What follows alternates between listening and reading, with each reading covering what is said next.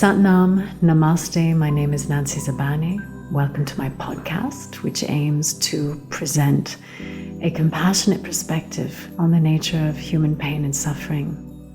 I believe that adversity can lead to opportunity, growth, and expansion.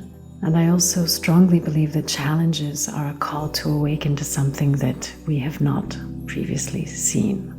Today we'll be talking about the relationship between yoga and politics. And is there a relationship? What I've found over the years is that people who say that yoga is not political and was never meant to be political usually attribute their arguments to certain things.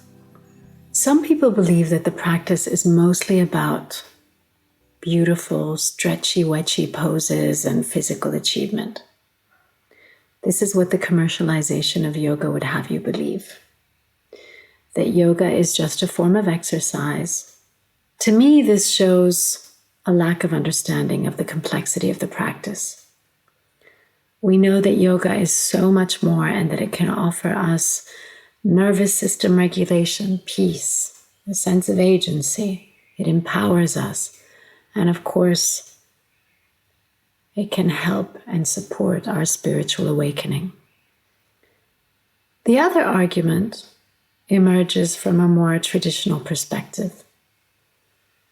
And it states that yoga is not political because it is a completely internal practice that focuses solely on working with our own minds. Now, this argument is fair, maybe even valid, because much of the history of yoga is about monastics who focused on transcending the limitations of their bodies and minds to attain states of profound contemplation and escape the cycle of karma. The reality is that most of us yoga practitioners are not monks. We've not taken vows of non-attachment or celibacy. We haven't released our worldly attachments to live a renunciate life in a Himalayan cave. Most of us are ordinary people living ordinary lives in quite ordinary relationships. We may be yoga practitioners, but we are also parents, partners, business owners, and so much more. In contemporary yoga, we can often get a sense that some people wish to separate from society. And this begins to look a lot like a spiritual bypass, which I essentially see as the conscious or unconscious desire to avoid the painful parts of life. We've taken the deep discipline and ritual of yoga's renunciate past and mixed it with enough New Age window dressing to transform it into a path that we expect to be filled with only love and light. This path can be so focused on our individuality that we lose our humanity. If, like me, you're living as a householder, that means that you are engaging with society through relationships, through work, and through other aspects of an organized social structure. These social systems are guided by politics and legal frameworks. If you are a householder yoga practitioner, then your practice demands an additional level of social awareness. You may not like to call it politics. You don't even have to call it politics. But there is a way that your practice automatically becomes socially engaged because your life is socially engaged. Practicing yoga is not an excuse to ignore what is happening around you. So unless you are a renunciate monk, you really have no excuse. The householder yogi is the yogi that is engaged in life, that might be married, that goes to work, that has a job, that might be a mother or a father, a daughter, a brother, a sister, and that is fully engaged in that It is not an easy path. Being a householder and a yogi is like working 2 full-time jobs. As a householder, you will need to engage somewhat in this world outwardly. You will need to have a job, earn money, have possessions, and participate in the mundane realities of earthly life.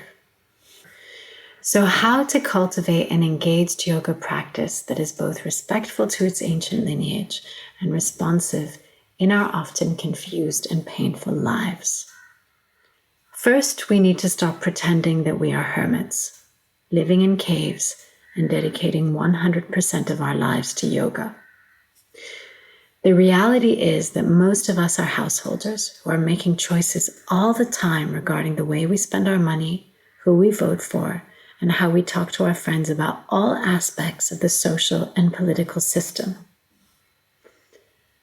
As householders, we have an extra burden of responsibility in our practice. That is the responsibility to apply the teachings in every aspect of our lives, in our relationships, at work, and yes, in politics. Yoga does ask us to reflect on our own personal beliefs that create our reality. But this doesn't mean that we deny the shared reality that we all experience, even if it's painful. The effort to distract or distance ourselves from the pain of others is not yoga. Instead, by working on our own attachments, we can develop more compassion for ourselves and for others. Rather than allowing us to bypass painful feelings, the road to oneness actually leads us to a deep well of compassion. And I quote here a beautiful passage from the Bhagavad Gita, which says, "The yogi who perceives the essential oneness everywhere naturally feels the pleasure or pain of others as his or her own." Yoga is a medium, a discernment tool, and an internal practice of self-realization and liberation from our mental attachments. It is a vehicle and a means for questioning our own beliefs, projections, and judgments. And so why would this not include our belief systems around politics, our belief systems around social structures? Yoga is a practice that guides us as we evolve or transition from one stage of life to the next. It can be an inner compass giving us direction and enabling us to perform our dharmic duties. In turn, all of this has the capacity to empower and uplift all socio-political structures, and all the while honor and maintain a deep and profound respect for humanity. So what are the ingredients for discerning our own role within the bigger picture? How important is political engagement and social justice as a yogi? I believe our decisions must ultimately stem from a certain clarity about what we ourselves are called to do, what we as individuals are called to do. And within this, we may be compelled to question the overarching ideologies, the opinion of the masses, those that scream the loudest, and so on and so forth.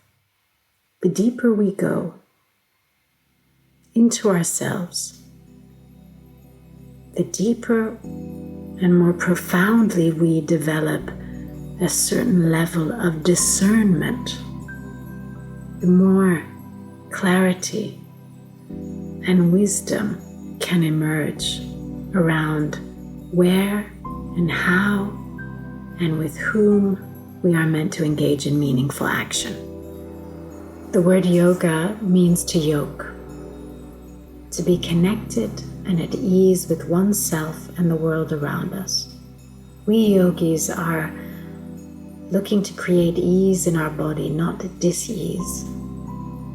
To conclude, it's possible to embrace the world selflessly and to decide to fight for and not against the upliftment of others.